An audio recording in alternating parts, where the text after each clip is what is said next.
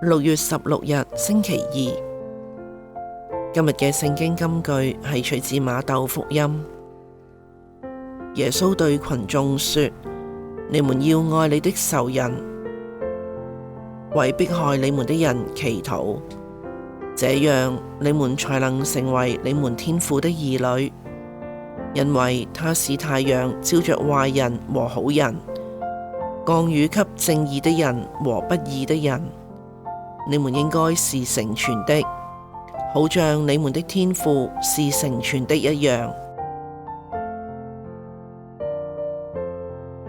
反省，耶穌指出，天主賜俾大家嘅恩典包括所有人，佢係成全嘅，因為咁樣，佢教導我哋要以同樣嘅表現嚟到光榮天主。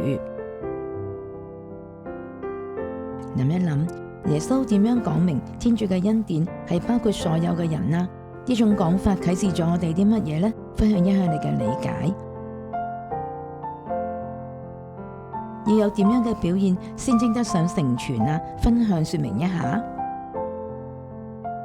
祈禱意向，祈求仁慈嘅天父寬恕我哋嘅罪過，讓我哋亦都能夠以同樣嘅生活態度嚟對待別人。希望呢個世界充滿愛，減少恨，願佢俯聽。